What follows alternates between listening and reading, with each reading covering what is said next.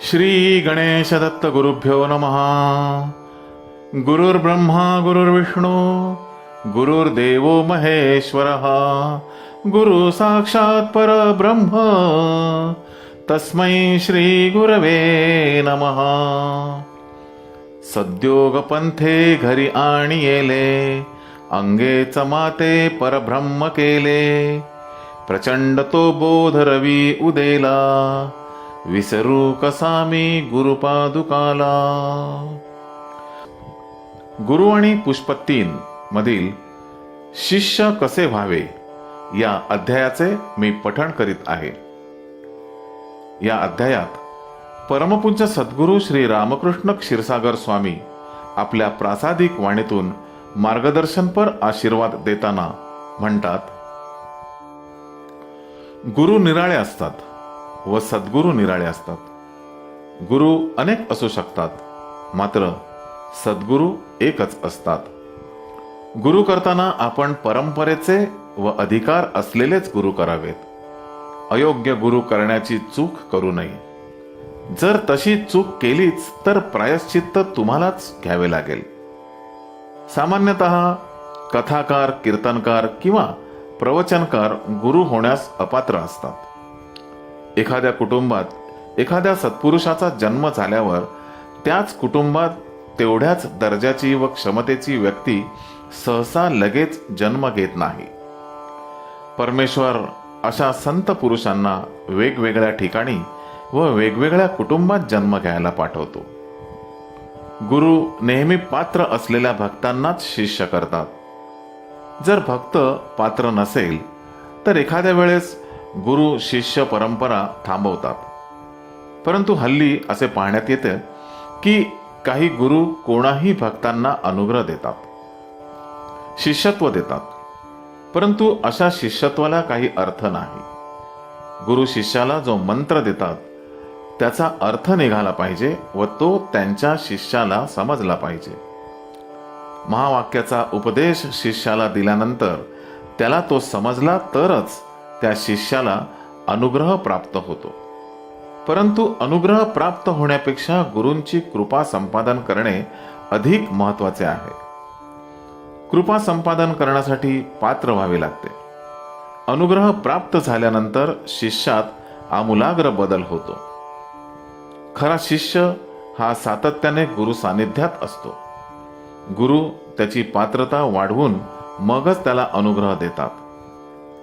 गुरु त्यांच्या शिष्याकडे बारकाईने पाहत असतात व त्यांच्या अडचणीत मार्गदर्शन व मदत करतात.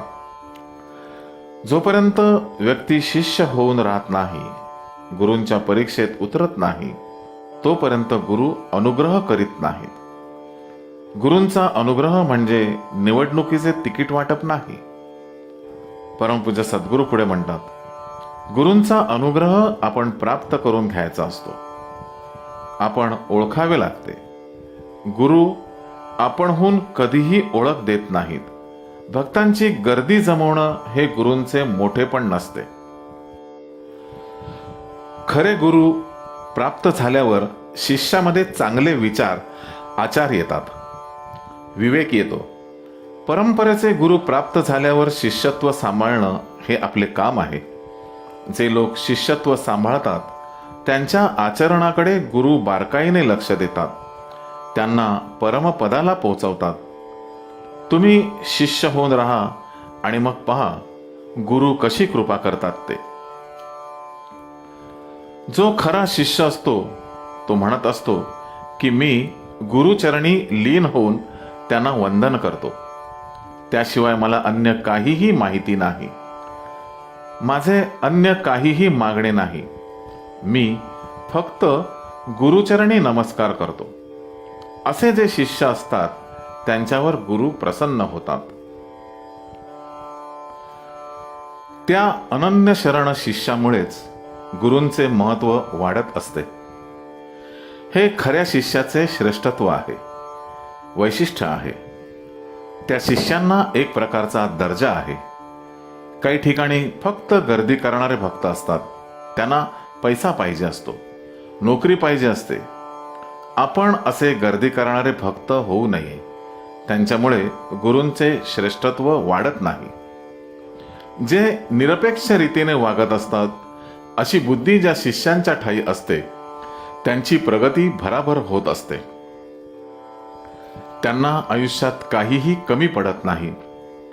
मात्र जे मागणारे असतात ते सतत मागतच राहतात व भगवंतही अशांच्या पाठीमागे माया लावून देतो. माझ्यापेक्षा माझे गुरु श्रेष्ठ आहेत अशी भावना शिष्यांमध्ये सदैव असावी लागते. असे शिष्य तयार करावे लागतात.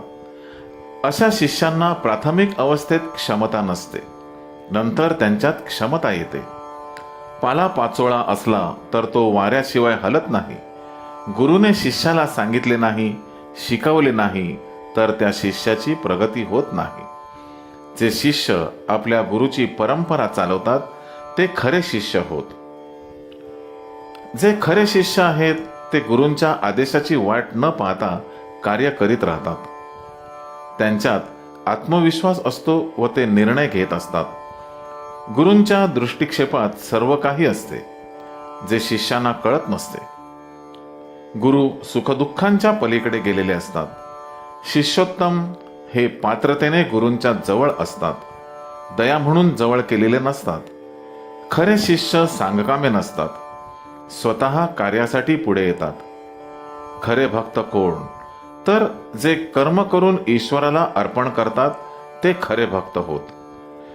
कर्म करून ईश्वराकडे मागणारे ते दुय्यम दर्जाचे भक्त व काहीही कर्म न करता मागणारे हे तिसऱ्या दर्जाचे भक्त होत. ईश्वर हा निष्काम कर्माचा भुकेला आहे. त्याच्याकडे काहीही मागावे लागत नाही, तो आपोआप देत असतो. ईश्वरार्पण कर्माचा विशेष अनुभव येत असतो. जे भक्त आपले कर्म ईश्वरार्पित करतात ते दुःखापासून मुक्त होतात. परंतु यासाठी ईश्वरावर गाढ श्रद्धा व विश्वास मात्र असला पाहिजे. अतिपक्व चित्ताने व श्रद्धेने सेवा करून गुरूंकडून अनुग्रह प्राप्त करून घ्यावा लागतो. त्यासाठी शिष्यात जिद्द असावी लागते. एका भक्ताला वासुदेवानंद सरस्वती उर्फ टेंबे स्वामी यांच्याकडून अनुग्रह पाहिजे होता. टेंबे स्वामी अनुग्रह देण्यास तयार नव्हते, परंतु त्या भक्ताने आपला हट्ट व जिद्द सोडली नाही. अखेरीस टेंबे स्वामींना अनुग्रह द्यावा लागला. बहिणाबाईने संत तुकारामाकडून हट्ट करून अनुग्रह घेतला. भक्तामध्ये निश्चय, श्रद्धा व जिद्द आवश्यक आहे.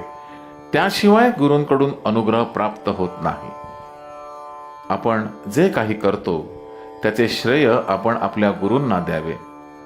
आपणास जे काही प्राप्त होते ते गुरुकृपेमुळेच असा भाव ठेवावा. अशी भावना ठेवावी, तरच शिष्यत्व लाभते. भांडे रिकामे असेल तरच भरता येते. आपले भांडे सदैव गुरुवाक्याने भरलेले असावे. अंगी विनय बाणून गुरूंचे शिष्य बनून राहावे. आपल्या गुरूंचे वाक्य हे आपल्या जीवनाला आधार असावा. आपल्या वागण्यातून आपल्या गुरूंविषयीचा आदर दिसला पाहिजे. आपल्या मनातील आदरभाव गुरूंच्या जसा लक्षात येईल तसे आपल्याला आशीर्वाद देतील व जीवनात सदैव आपल्या पाठीशी ते उभे राहतील. आपला दृढभाव जसजसा वाढत जाईल तसतसा तुम्हाला या गोष्टींचा अनुभव येईल. ही परंपरा अशी आहे की जेवढे तुम्ही आपले आचरण उत्तम ठेवाल तेवढे तुम्हाला सौख्य लाभेल. श्री गुरुदेव दत्त. गुरुबंधू आणि भगिनींनो, या पुढील अध्यायाचे पठण करण्यासाठी पुन्हा भेटूया उद्या सकाळी 6 वाजता. श्री गुरुदेव दत्त.